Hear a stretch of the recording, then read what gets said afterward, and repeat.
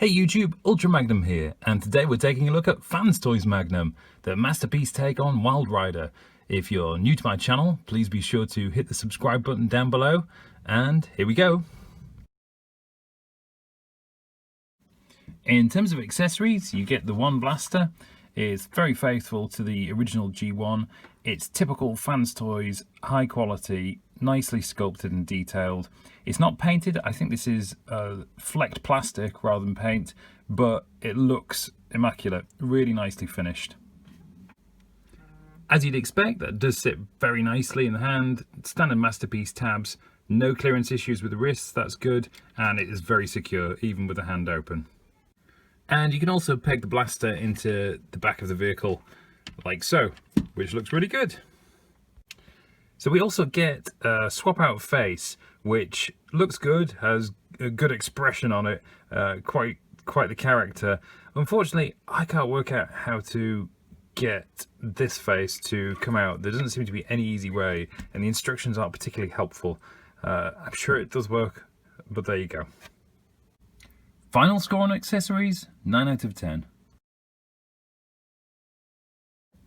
So if we start with the head, you've got full rotation all the way around, and there is a slight look up, and I don't know if you could call that a look down. Slight look down, maybe. Not much there, but that's okay.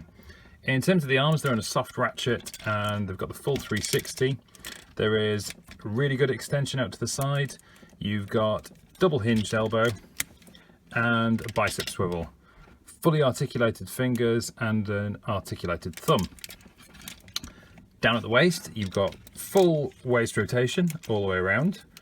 Take note, aerial bots. However, no ab crunch. No ab crunch. Wow. Second controversial hip related issue from Fans Toys. Hip skirts are individual, front and back. In terms of the legs, they will go fully out to the front on a hard ratchet and nearly fully out to the back. They will go nearly out to the side. You can manipulate that round a little bit in that gap, but you pretty much get to there. The knees are on a hard ratchet to there, and then there's a secondary hinge in the lower leg, which will allow you to get all the way up. For the ankles, you've got a really good rocker to the side. You've got no forward, but decent back, and unlike spoiler, it doesn't actually affect any of the lower leg at all in terms of that, so that's really good. In terms of stability, he's very stable, very heavy, but the weight is evenly distributed, and he's got super sturdy feet, so that's great. Overall then, posability is good all round. He has all the right movements in the arms and legs. I think the ab crunch is a bit of a miss. I'm not quite sure why that couldn't be incorporated. It looks like there's space in there, but it's been left out for some reason. So final score on posability, 7 out of 10. Scale wise, it's the same as with spoiler, to be honest, and the aerial bots. Individually, in bot mode, he's much too big, in my opinion. I would prefer him to be a bit smaller, more in line with a car bot. That's fine, however, if you consider him in terms of his scale with spoiler and Road King. But in general, for a masterpiece scale, I think he's a little too tall. So 7 out of 10 from me. And here he is with Road King for comparison, and you can see this is what he is made for. Scale wise, Road King has set the standard for the Fans Toys Stunticons, so he fits perfectly. This looks fantastic to me. And here he is with spoiler as well, and wow, this set is really shaping up to look fantastic. These look really great together. I think the aesthetic, the scale between them, the overall look, really good. He is actually just a smidge shorter than spoiler. It's not much, but you can kind of see when you have them side by side. I don't have an issue with that. I think that's fine. It's not a massive amount, but yeah, look at that. They look fantastic. If we start with the paint, it is in hand as immaculate as it looks on screen and in photos. It is exceptional. The color choices are fantastic. In particular, the face.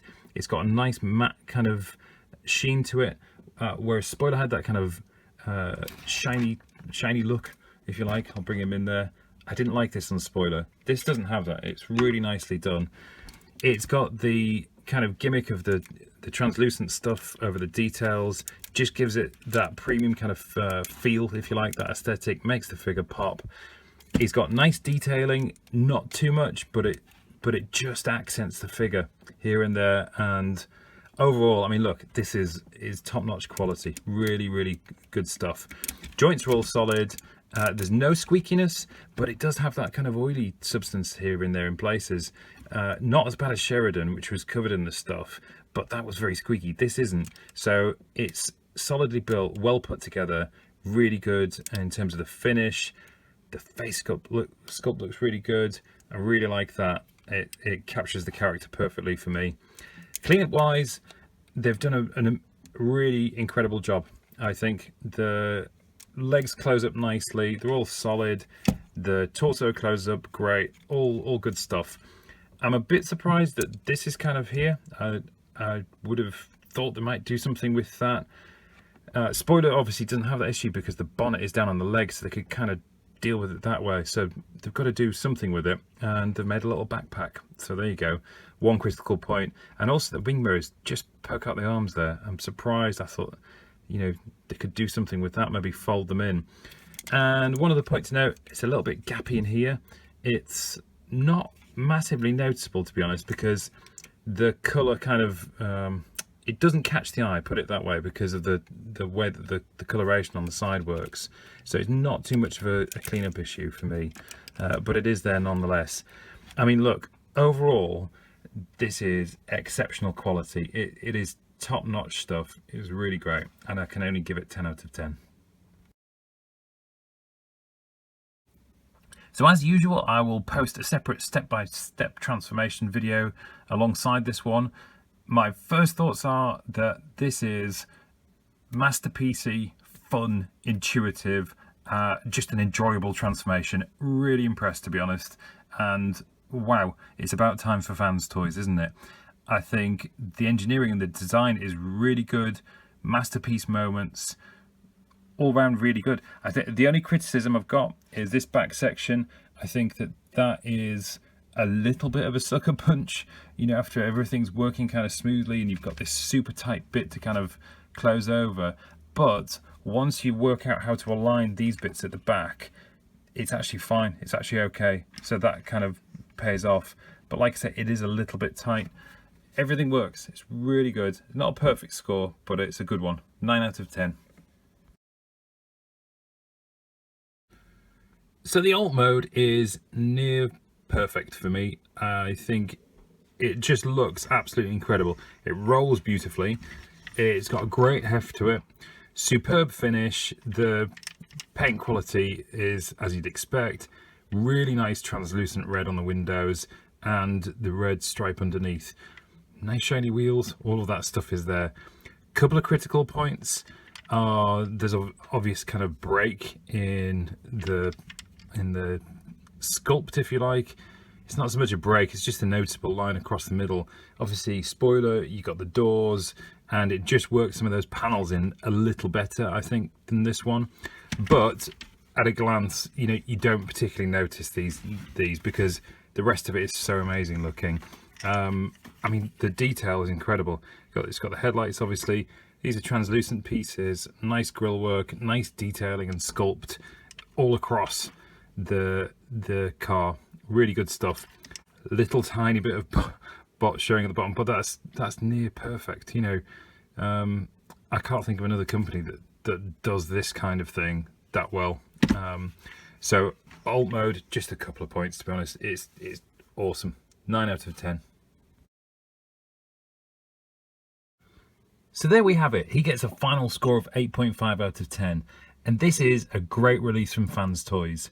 So I was quite impressed with Spoiler, but this figure tops it. It's got the thing that you want in a Transformer, which is that the transformation is fun, it's intuitive, it's well designed, and there aren't really any scary moments. What more could you want? When you top that with a figure that looks this good, with this kind of finish, you've got a winning masterpiece for me. I think it's a cracker.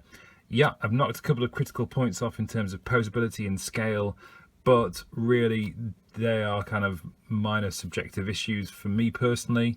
I've scored it based on how I always score it, but I can absolutely recommend this figure. Go and buy it if you get the chance. Even if you're not collecting the fans toys, Stunticons, get this one, have a look, see if you like it, because I think you'll be as impressed as I am. Anyway, thanks for watching. I hope you've enjoyed the review. Please be sure to subscribe to my channel, and bye for now.